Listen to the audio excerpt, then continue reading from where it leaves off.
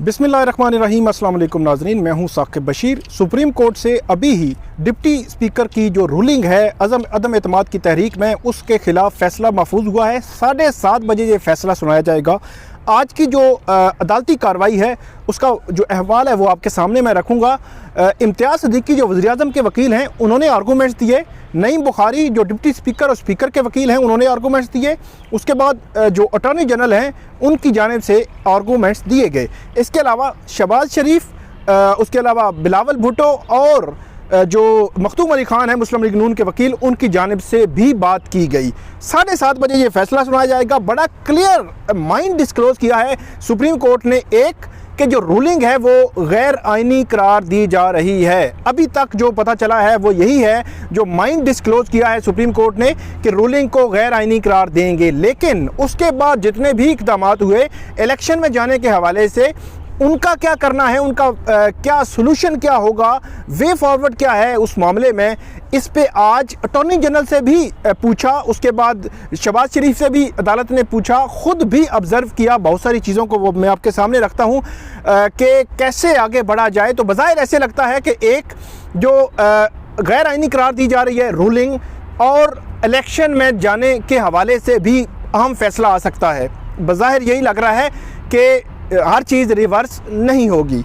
लेकिन आज हुआ क्या, जो नईम बुखारी हैं, इम्तियाज़ सिद्दीकी हैं, उन्होंने दलाइल दिए और उन्होंने अपना, इससे पहले जो अली ज़फ़र थे उन्होंने भी अपना जो पॉइंट ऑफ व्यू यही रखा अदालत के सामने कि अदालत इंटरफेयर नहीं कर सकती। इंटरनल जो प्रोसीडिंग्स हैं बड़ी इन डेप्थ उनकी हुई। आज सुबह 9:30 बजे ये समात शुरू हुई और अभी 4 बजे ये समात ख़त्म हुई है। 2 वक्फे हुए हैं आज की समातों में और तकरीबन ये आप ये कह सकते हैं 7 साढ़े 7 घंटे की ये समात थी और दोबारा 7:30 बजे आज सुप्रीम कोर्ट बैठेगी। जो रेलिवेंट है, बहुत सारी चीज़ें बड़ी इंपॉर्टेंट हैं। शहबाज शरीफ के साथ मुकालमा और अटॉर्नी जनरल के साथ मुकालमा, इसके आइंदा का क्या होना है, कैसे हो सकता है, वो मैं आपके सामने रखूँगा। जो लीगल आर्गूमेंट्स थे वो भी दिए सब ने। अटॉर्नी जनरल ने ये कहा कि जो अब इस मसले का हल जो है वो इलेक्शन है, इलेक्शन में जाना ही इसका हल है। चीफ जस्टिस जो हैं उमर अता बंदियाल, उनकी जानिब से ये पूछा गया कि असम्बली की तहरीर असल मसला है, इस पर आपको हम सुनना चाहते हैं, ये अटॉर्नी जनरल को कहा। तो अटॉर्नी जनरल ने कहा कि तहरीक अदम एतमाद निपटाने के बाद भी असम्बली तहलील हुई। चीफ जस्टिस ने कहा कि देखना है कि असम्बली तहलील और स्पीकर रूलिंग में कितना टाइम का फ़र्क है, वो टाइम के हवाले से बात हुई। यहाँ बड़े अहम रिमार्क सामने आए मौजूदा करंट सिनेरियो के हवाले से चीफ जस्टिस के। उन्होंने कहा श्रीलंका में बिजली और दीगर सहूलियात के लिए पैसा नहीं बचा और आज रुपए की कदर कम हो गई, डॉलर 190 तक पहुंच चुका है, ये कहा चीफ जस्टिस ने। और ये भी कहा कि हमें मजबूत हुकूमत दरकार है, हमें मजबूत हुकूमत दरकार है। अब इसका मतलब क्या है ये 7:30 बजे पता चलता है। उसके बाद चीफ जस्टिस कहते हैं कि अपोजिशन लीडर के लिए भी ये बहुत मुश्किल टास्क है, मतलब हुकूमत बनाना, क्योंकि अटॉर्नी जनरल जो है उनकी जानिब से ये कहा गया था कि जो अगर हुकूमत बन भी गई तो ये इतनी कोलेशन इत्तेहादी हैं, नेक्स्ट जो है अगर गवर्नमेंट बनती भी है तो उनके लिए चलाना जो है वह आसान नहीं होगा। तो इस पर चीफ जस्टिस ने ये रिमार्क्स दिए थे। अटॉर्नी जनरल ने अदालत के सामने बरतरफ मुलाजमीन का एक केस रखा। उसकी थोड़ी सी मुख्तसर सा मैं आपको बता दूँ। 16,000 जो बरतरफ मुलाजमीन थे इस्लाम मुल्क भर के मुख्तलिफ महकमों के, जो सुप्रीम कोर्ट के एक फ़ैसले की वजह से सारे रिवर्स हो गए थे, सबको नौकरियों से निकाल दिया गया था। सुप्रीम कोर्ट के पास एक रिव्यू आया उस केस में, तो सुप्रीम कोर्ट ने इसको रिव्यू को सुना। कई दिन समातें होती रहीं। उसके बाद सुप्रीम कोर्ट ने यह तय किया कि वो रिव्यू नहीं बनता, वो रिव्यू खारिज कर दिया। लेकिन उसी पे 184(3) के तहत अज खुद नोटिस पब्लिक इंपॉर्टेंस में लिया और ये कहा कि ये 16,000 मुलाजमीन, 16,000 घरानों का मसला है, इसलिए अदालत जो है इसमें रिलीफ दे रही है। तो एक्स्ट्रा ऑर्डिनरी रिलीफ जो है वो दिया गया, एक्स्ट्रा ऑर्डिनरी जो इख्तियार इस्तेमाल किया गया सुप्रीम कोर्ट की जानिब से। अटॉर्नी जनरल ने कहा कि इस केस में भी सुप्रीम कोर्ट को वो एक्स्ट्रा ऑर्डिनरी इख्तियार इस्तेमाल करना चाहिए। तो मतलब उनका वही था कि अब इलेक्शन की तरफ जाएं। उसके बाद चीफ जस्टिस ने कहा कि एक बात तो नज़र आ रही है कि रूलिंग गलत है और देखना है कि अब इससे आगे कैसे हम बढ़ेंगे। उसके बाद ये कहा चीफ जस्टिस ने कि मैं रूलिंग का दिफा नहीं कर रहा, अटॉर्नी जनरल ने कहा। और चीफ जस्टिस ने कहा कि मेरा कंसर्न नए इंतखाबात का है, अटॉर्नी जनरल ने यह भी कहा। उसके बाद चीफ जस्टिस ने कहा कि कौमी मफाद को भी हमने देखना है। जस्टिस जमाल मंदोखेल उनकी जानिब से ये कहा गया कि अदालत ने हालात और नताइज को देख कर फैसला नहीं करना। उनकी जानिब से सख्त जो है वो लिया गया था और ये कहा कि अदालत ने आइन को मद्देनज़र रखकर फैसला करना है। कल को कोई स्पीकर आएगा वो अपनी मर्ज़ी का जो है वो फैसला करेगा। अदालत ने नहीं देखना कि कौन आएगा कौन नहीं आएगा, नताइज में नहीं जाएंगे, ये कहा जस्टिस जमाल मंदोखेल ने।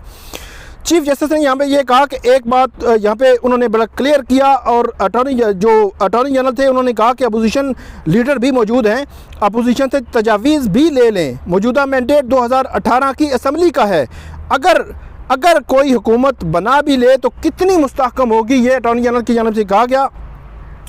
उसके बाद ये भी कहा गया अटॉर्नी जनरल की जानिब से कि 161 लोगों ने वोट दिया था, वो उन्होंने एक डिटेल में अदालत के सामने एक मामला जो है रखा, बड़ा इन डेप्थ उन्होंने मामला रखा।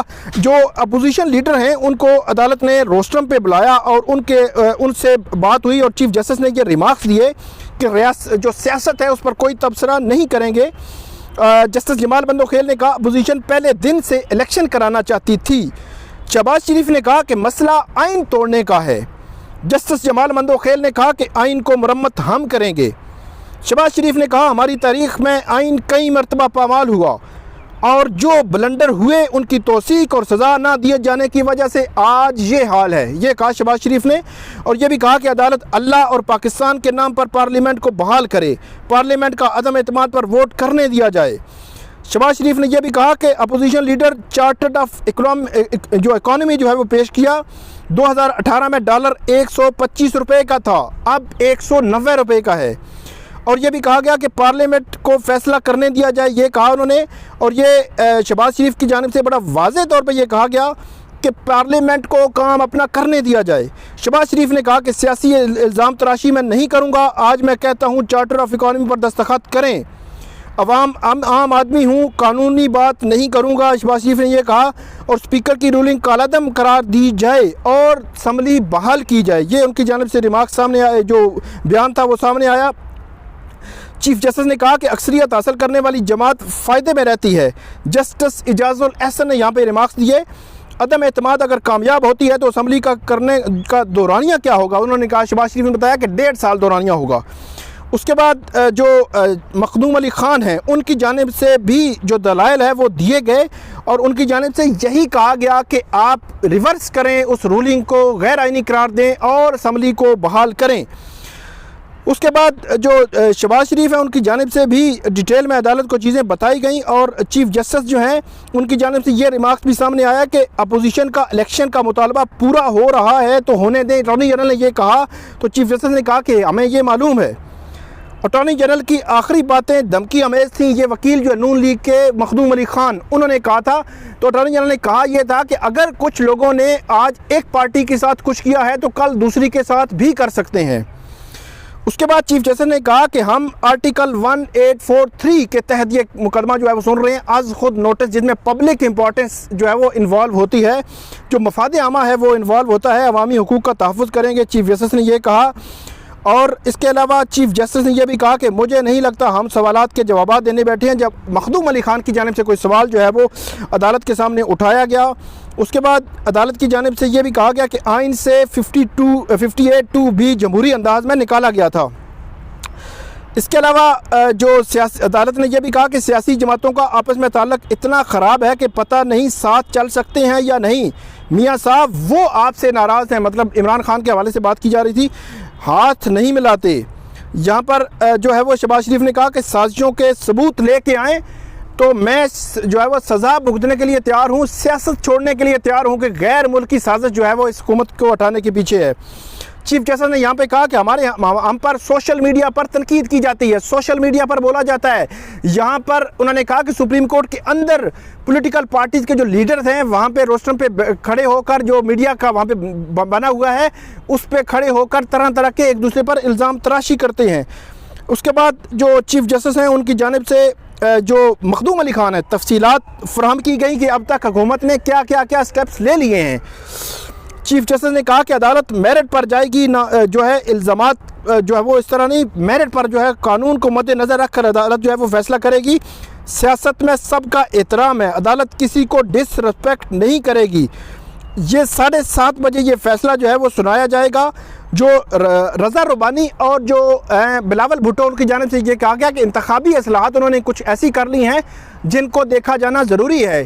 तो उनका मुतालबा भी ये था कि जो रूलिंग है गैर आइनी करार दी जाए, असम्बली बहाल की जाए। तो अदालत ने यह कहा कि इन जो इस्लाहात के हवाले से जो चीज़ें हैं वो आप मंगवा लें। दूसरे लफ्ज़ों में सुप्रीम कोर्ट ने वो मंगवा ली हैं। अब 7:30 बजे ये फैसला होता है कि आउटकम क्या होगा। बज़ाहिर आउटकम यही है कि रूलिंग गैर आइनी है और उसके बाद जितने इक़दाम हैं वो प्रोटेक्टेड होंगे और ये इलेक्शन में जाएंगे। हो सकता है सुप्रीम कोर्ट जो पॉलिटिकल पार्टीज़ के से कुछ तजावीज़ भी तलब कर ले आइंदा इलेक्शन के हवाले से। तो ये थी नाज़रीन आज की हमारी वीडियो। उम्मीद है आपको पसंद आएगी। इस पर आप फीडबैक ज़रूर दीजिएगा, कमेंट ज़रूर कीजिएगा। बहुत शुक्रिया।